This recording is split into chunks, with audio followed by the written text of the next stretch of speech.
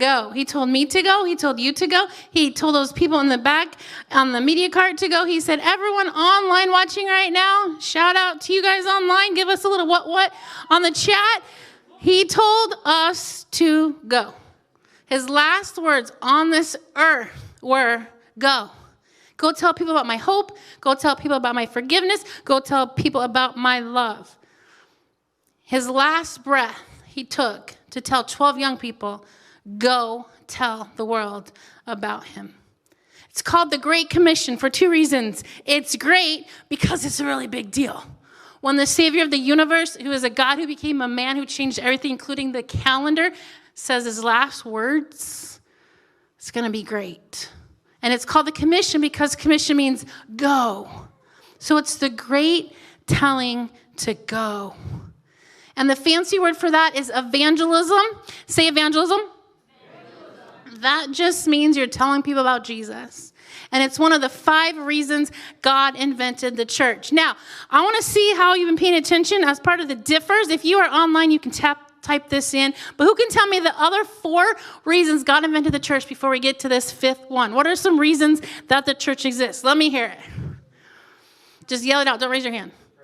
Yes, worship. There's 3 more. What are they? What? Yes, hanging out, fellowship. Right, that's 2. You got 2 more. You guys got this. That's the one we're going to talk about, evangelism. Good. 2 more besides that. Think about what you do on a Thursday night. Or that's fellowship. Eating and having fun. All counts for that one. What? Okay, I'm going to count that one as discipleship. Growing in your relationship with Jesus. Okay, there's 1 more. And it's so fun. That's evangelism. No, that's worship. My turn? It's ministry. It's like all the teams that you're on, all the ways you serve either each other or the community. So there's 5 reasons God invented the church. Evangelism is one of them. Going is one of them. And we have no problem doing the other ones, right? It's like, you want me to hang out with my friends? Okay. You want me to come to D group and eat pizza? Yes, please. You want me to have a blast worshiping and throw each other in the air? Heck yeah. You want me to be on a ministry team and have fun working the stuff together? Yes. But then when it comes to that 5th one, we don't get as excited. And it's like, can you imagine the Diff without the other 4? Can you imagine Sundays or Thursdays without worship? Or without small groups? Or without leaders? Or music? Or lights? Or sound? Sounds kind of sad, right? And the way we feel about not having the other 4 is the way we should be feeling about not having the 5th one. We should hate the thought of picturing church without evangelism, without spreading the hope that we are celebrating every week. Sometimes if you guys have been around enough, if you've kind of been around to different churches, whether it be on the mission trip or whatever, just going to your grandma's church or whatever, you sometimes see this sign on your way out to the door. On the way in, no. On the way out. So it says exit. It says, you are now entering the mission field. And what that's saying is, what we're doing inside the building is supposed to be for what's outside of the building. We're supposed to go. And so I want to give you guys this quote to think about tonight. It says this: every Christian is either a missionary or an imposter.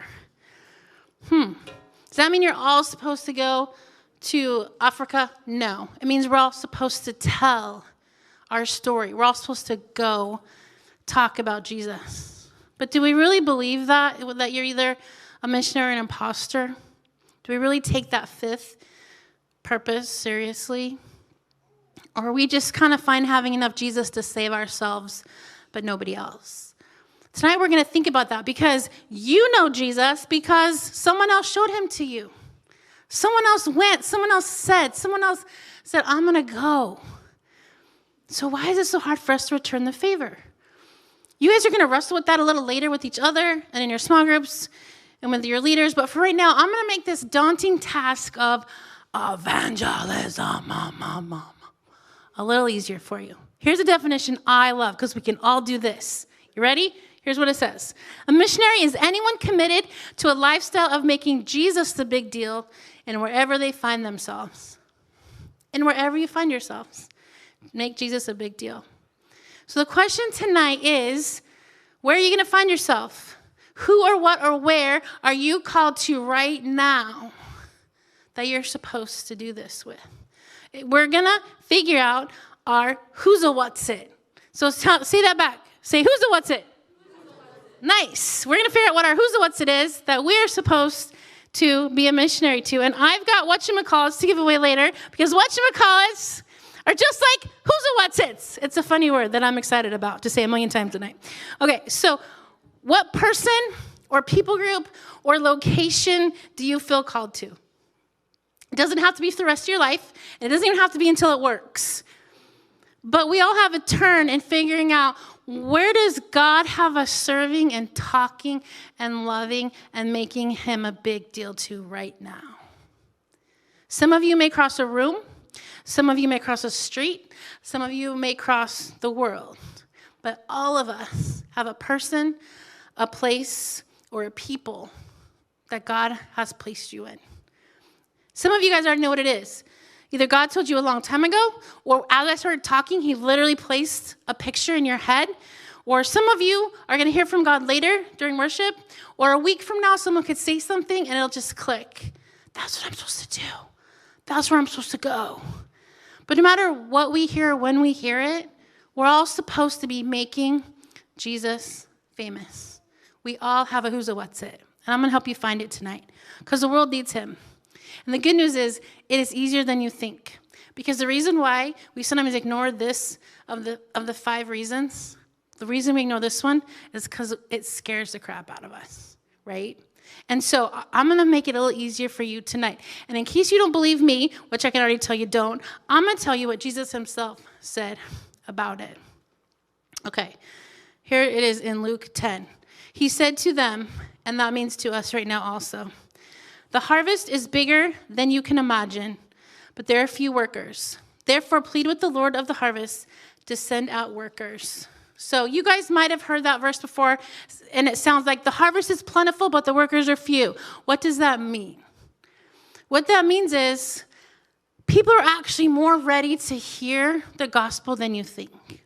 And they actually want that lifesaver thrown at them. The problem in this verse isn't that people don't want to hear it. The problem in this verse is that we're not willing to say it. And we need to fix that tonight.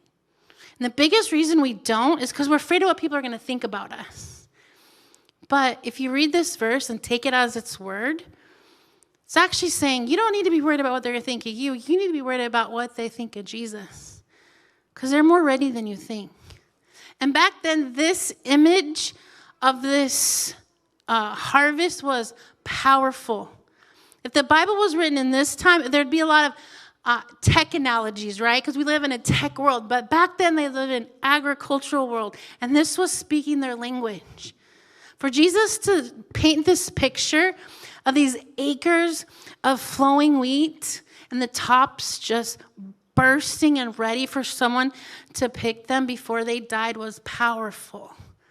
It's a picture of wheat that had grown for months and had weathered everything that was thrown at it. And it's ready, finally ready, really ready to be picked. But it's not. It's just going to fall and die because there's not enough workers. And so we need to remember this verse and remember that the person or place or people that God is going to put in our hearts, this is what Jesus is saying about them. They're ready. They need the message that you're carrying. Do they always act like it? No. But this verse should be very encouraging to us because it's not saying that they don't want to hear it. It's saying we need to do our job and not waste it. Because that's how God feels. Just like the farmer in that verse would feel as he just watched all that die because no one would go get it. That's how Jesus feels. And I told you that was Luke 10:2. Luke 10:1 is Jesus sending out 70 people. So it started with the 12, and then it was 70, and this was him saying, go. The 70 of you, go. And then he had to quickly say this, because they were probably terrified, like we are. And he said, okay, but listen, I got to tell you, the harvest is ready. You can do this. And this verse should give us huge encouragement. But the problem with this verse is, it tells you what to do, right? Go do it. Go, go, go, go, go. But it doesn't tell you where, right? It's like this verse narrows your who's and what's it down to the entire planet. Go tell someone. Okay, great. But who am I supposed to talk to? So tonight, I'm going to help you with that. I'm going to narrow it down a little more. Who are you called to? Who are you going to help? Who are you going to serve? Who are you going to love? Who is your who's a what's it? I want you to think about this definition of missions as we figure this out tonight. Missions is when you take the worst the devil threw at someone and make it something good. Who in your life needs that? Who in your life can you attach Jesus to their story, take everything the devil wanted to destroy them with, and make it purposeful, and make it a redemption story? Who are you uniquely wired and perfectly positioned to reach? In a minute, you guys are going to break off by yourselves, and you're going to talk to God about that. Who is my who's a what's it? Where is my who's a what's it? What is my who's a what's it? God, what do you have for me? Not us, but me. And you're going to have time to talk to your leaders about that. But before that, I want you to start thinking about these 3 questions. And during your time alone with God, I actually have a little journal for you to start writing the answers to that down. So the first question is, who's your audience? Who is paying attention to your life? Whose ear do you have? Is it a sibling or a parent or your school or a certain class or a neighbor or a friend or your sports team? Or if you're a leader, your kids? Who's your audience? The next question is, who's your calling? Are you supposed to work with little kids, old people, addicts, LGBTQ, Bolivia, China, single moms? What do you got? What's your calling? What's God whispering to you? Where's your burden? Where's your heart? What do you weep over? What's your calling? What's your audience? And lastly, what's your platform? How are you reaching people? Is it through the arts or YouTube or a blog or your job or your team or coffee dates or a microphone or a pen? What's your platform? So you're going to take some time to answer those 3 questions. Who's your audience? Who's your calling? What's your platform? Somebody reached you. At some point, somebody reached you. So who do you want to reach? These verses are not a guarantee that everyone we talk to will just be like, yay, thank you for sharing that. Yes, please. It's a spiritual battle. But I want you to picture those flowing wheat and God saying, it's ready. The problem isn't that they're not ready. The problem is you won't go. And because we're going to go tonight. So we're going to break off and have a little bit of personal reflection time. If you are online, I want you to do the same thing. I want you to write in your phone or on a piece of paper the same thing they're getting tonight. Who's my audience? Who's my calling? What's my platform? And I just want you to spend some time with the online worship set and answer those questions. Then I want you to, if you have any questions at the end, I want you to text into your leader, because we're going to have a Q&A time live, but I want you to be able to have that too. So text your leaders questions. Text your parents something. Say, I think I know what my platform is. Here's what I'm hearing. What does it mean? Just be a part of what we're doing right now. So we're going to break. I'm going to pray for you. You're going to break. All I ask is that you only talk to God right now. Just for a few minutes. Just be silent enough to hear from him. Pay attention to what pops in your head. Start writing and see what comes of it. Just spend some time for him to put a mission field on your heart.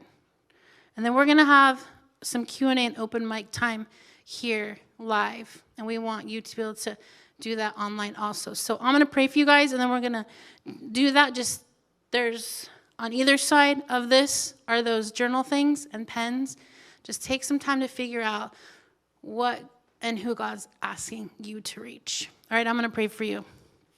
God, thank you that you didn't tell us to go somewhere you didn't. that you came here and you went first. And I thank you for that, God. And I thank you for every single person who invited someone else in this room.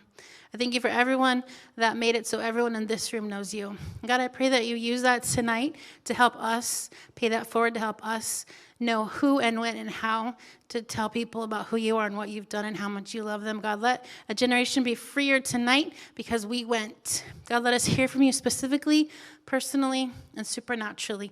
We love you so much. Amen. All right, we're going to say goodbye to the online audience. Please text in or chat in. We will answer you. And then join us for worship live if you want or online after that. All right, go ahead and find your place and meet with God.